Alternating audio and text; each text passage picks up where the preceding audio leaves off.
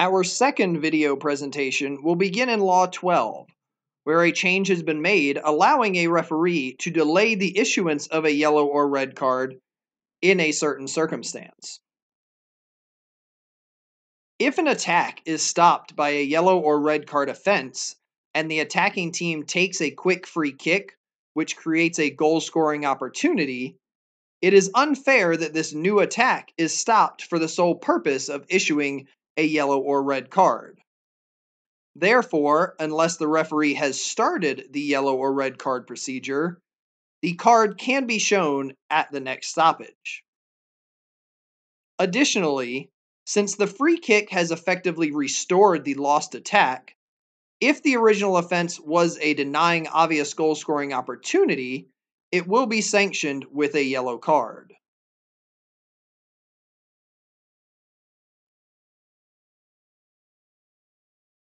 In this video example, you will see the defending blue team commit a yellow card offense. The attacking white team takes a quick free kick and has an obvious goal-scoring opportunity.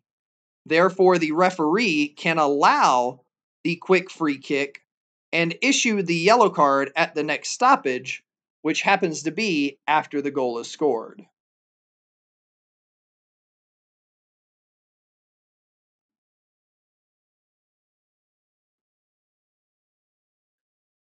Our next two law changes deal with free kicks being taken by a defending team within their own penalty area. The change permits a free kick taken within a defending team's own penalty area to not leave the penalty area to be in play. The ball is now in play once it is kicked and clearly moves. This has produced a faster and more constructive restart. As you can see in this video clip, the free kick for the foul is taken within the defending team's own penalty area and is now permitted to be played before it leaves the penalty area.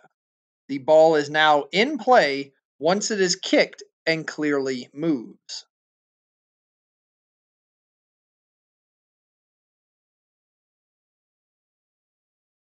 It should be noted that opponents are still required to be outside the penalty area and at least 10 yards away from the spot of the kick until it is in play. As you saw in that video clip, the opponent was permitted to be within 10 yards of the free kick because it was taken quickly. The same change has also been made to the taking of a goal kick. The ball is in play once it is kicked and clearly moves. It does not have to leave the penalty area. It has created a more dynamic, constructive restart to the game and reduced the time lost or wasted, and has stopped the tactic of a defender deliberately playing the ball before it leaves the penalty area, knowing that all that will happen is that the goal kick will be retaken. Just as with the free kick, opponents must remain outside of the penalty area until the ball is in play. However, as with a quick free kick, if the goal kick is taken quickly and the opponents do not have time to leave the penalty area, they can intercept the ball after the kick has been taken, but they cannot prevent the kick from being taken. You see in this clip where the goal kick is taken and the ball is in play once it is kicked and clearly moves and can now be played before it leaves the penalty area. The white defender is outside of the penalty area at the moment of the kick. Again, the ball is now in play when it is kicked and clearly moves. If, when the goal kick is taken, any opponents are inside the penalty area because they did not have time to leave, the referee allows play to continue. Otherwise, they must depart the penalty area before the kick.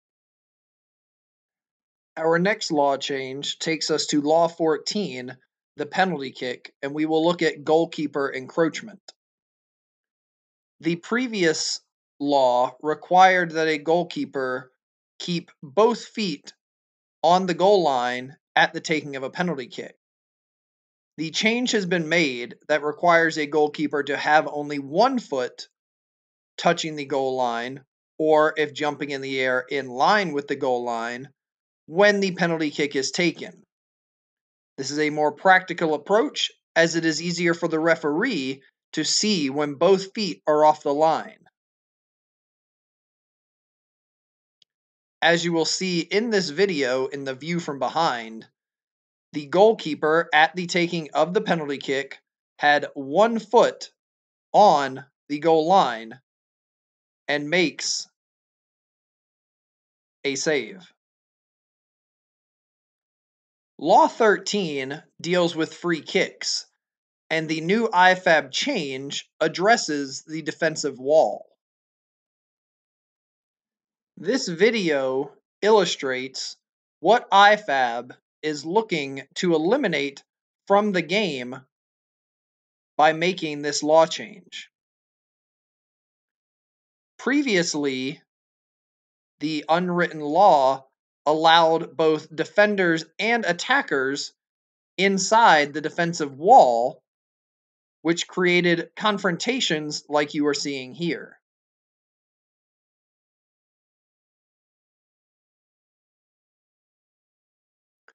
As is noted in this rationale, there is no legitimate tactical reason for players from the attacking team to be in the defensive wall, and their presence there often causes confrontation and/or management problems, which not only waste time, but are not a good image for the game. Requiring the attacking team to be at least 1 meter from the wall solves these problems. An attacking player who is within 1 meter of the wall when the free kick is taken will be penalized with an indirect free kick. We look at the new text here, which states, where 3 or more defending players form a wall, all attacking players must remain at least 1 yard from the wall until the ball is in play. Looking at this image, you see one defending player in the defensive wall. Under the new law change, this will not be permitted. The 2 players that are 1 yard or more away from the wall are permitted to be in that position under the new law. This example again shows where a defensive player is 1 yard from the defensive wall. In addition to the laws of the game changes, IFAB has also included some clarifications for the 2019-20 year. First, manufacturers now make multicolored and patterned undershirts whose sleeves are the same colors or pattern as the main shirt sleeve. These will be allowed as they can help match officials' decision making. Next, IFAB has provided clearer wording to confirm that a goalkeeper cannot receive a yellow or red card for an illegal handling offense within their own penalty area. The amended text shows that the goalkeeper has the same restrictions on handling the ball as any other player outside the penalty area. Inside their penalty area, the goalkeeper cannot be guilty of a handling offense, incurring a direct free kick. If the goalkeeper handles the ball inside their penalty area when not permitted to do so, an indirect free kick is awarded, but there is no disciplinary sanction. Within Law 12, there are 4 indirect free kick offenses that can only be committed by the goalkeeper.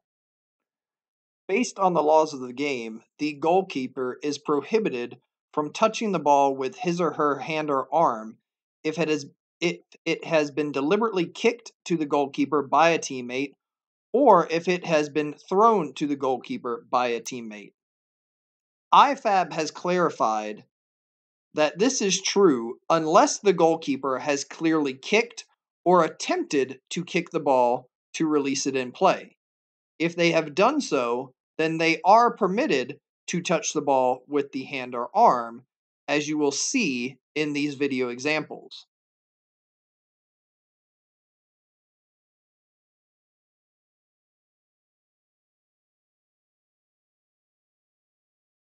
Here you will see a defender intentionally passes the ball to the goalkeeper who attempts to kick the ball to release it back into play. Because he has done this, he is permitted to touch the ball with his hand or arms.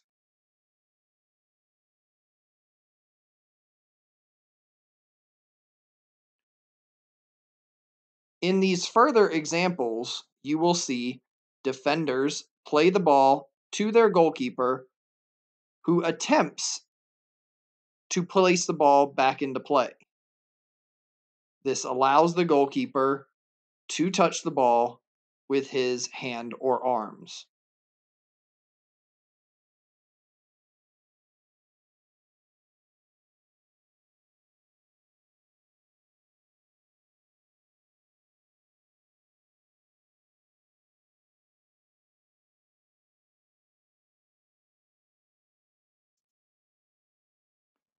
Lastly, IFAB has clarified that the referee must not signal for a penalty kick to be taken if the goalkeeper is touching the goalposts, crossbar, or net, or if they are moving because the goalkeeper has shaken them in an attempt to distract the kicker. This completes the 3 video presentations on the 2019-20 IFAB Laws of the Game changes. You may review these videos at any time and can download the full law change document at screferees.com.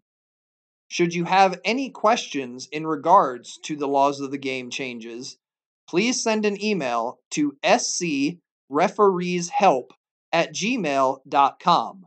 That's screfereeshelp@gmail.com. And as a reminder, all recertifying officials will be tested on the laws of the game changes during your recertification. Thank you.